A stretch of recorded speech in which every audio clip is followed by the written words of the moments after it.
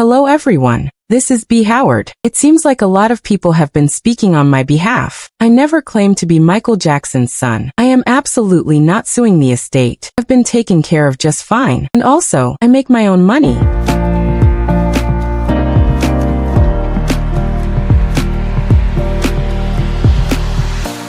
But Brandon Howard was just trying to make music, to live a normal life under an abnormal shadow. The shadow of the most famous artist the world has ever known. For years, people noticed the resemblance, the voice, the movements, the face. Then came the shocking revelation. DNA test results indicated a 99.9% match, proving that B. Howard was Michael Jackson's son. Some said it was a coincidence, but beneath it all was a truth too dangerous to reveal, and too painful to know. And when Brandon finally found the courage to search for the truth himself, what he discovered not only confirmed the rumors, it shattered everything he thought he knew about his own life. Now, in early 2025, B. Howard has cut all ties, after a DNA test revealed that he is the illegitimate child of Michael Jackson, a familiar face in the crowd. For years, Brandon Howard quietly moved through the world of R&B, a talented singer-songwriter carving out his own name. To most, he was simply another emerging artist trying to break through, but something about him lit up social media, something beyond the music. It started with his face, the sharp cheekbones, the defined jawline, the unmistakable eyes, windows that carried the shadow of a legacy few could identify, but many instinctively recognized. It wasn't just the features. The whispers began almost immediately. Was he Michael Jackson's son? The comparisons never stopped. His movements were unsettlingly familiar, fluid, precise, filled with subtle nuances that define the king of pop's stage presence. But Brandon was no impersonator. His voice carried a tone eerily similar to Michael's, airy, emotional, but undeniably his own. This wasn't imitation. It was inheritance. As Brandon's performance videos spread across platforms, comment sections turned into confessionals. Fans dissected the way he tilted his head when singing, his shy yet confident smile, gestures that felt like Michael reborn. Industry observers noted how Brandon's demeanor reflected a rare balance of humility and star power, something that seemed almost genetic. Yet despite the chatter, Brandon remained silent, never confirming, never denying. That silence only deepened the mystery, transforming him from promising artist into an object of fascination, living proof of a secret hidden just out of public reach, a childhood wrapped in secrets. Brandon Alexander Howard was born in 1981, into the arms of a musical legacy few truly understood. His mother, Mickey Howard, was an acclaimed R&B singer with a sultry voice and emotional depth. Behind the scenes, her path crossed closely with the Jackson family. At one point, Joe Jackson, Michael's relentless father, helped guide her career. For outsiders, Mickey was simply a star in her own right. But for insiders, the connection hinted at something deeper. For Brandon, it meant growing up in a world where music was life, but where family and business blurred beyond recognition. His childhood unfolded in liminal spaces, behind velvet ropes at private parties, backstage where legends exchanged knowing glances, in quiet rooms where conversations never reached the tabloids. He was impeccably dressed, trained in music and dance from a young age, prepared to carry a legacy. Yet the question loomed over every step. Who was his father? Whenever Brandon asked, the answers were evasive. A shrug, a nervous glance, vague references to his mother's past relationships, but never clarity. The silence was deafening. He grew up with a void where his father's identity should have been, surrounded by adults who knew the truth but refused to speak it. The secret became a weight on his shoulders, a mystery scattered like pieces of broken glass. And the older he grew, the clearer it became. This wasn't just a missing name. It was a carefully protected truth. The Billie Jean theory. The year was 1983. Michael Jackson released Billie Jean,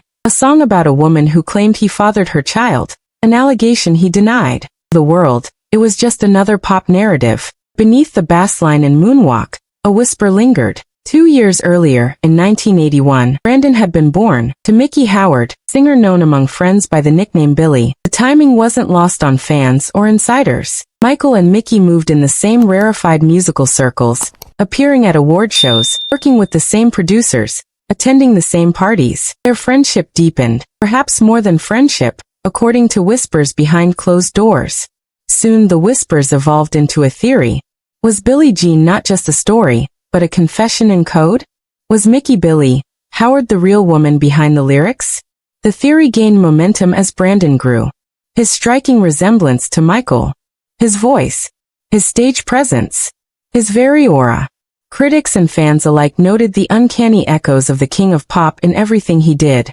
Old photos resurfaced showing Brandon with Michael, smiling together at events.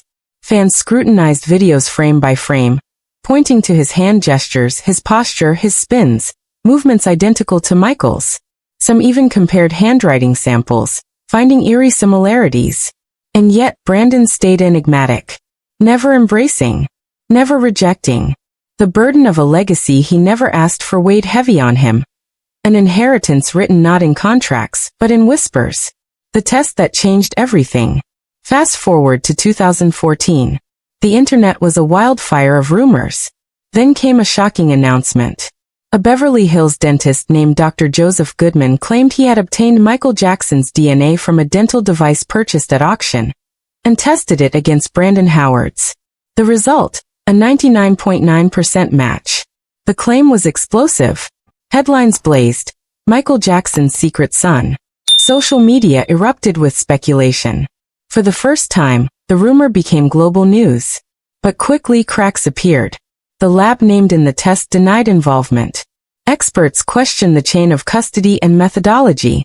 Even the man orchestrating the announcement, Alki David, was notorious for viral publicity stunts. Under growing scrutiny, the story unraveled.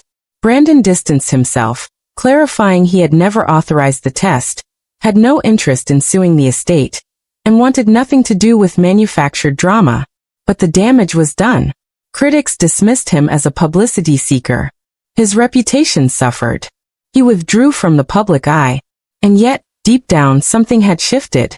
The test, flawed as it was, planted a seed. A quiet, relentless need for the truth.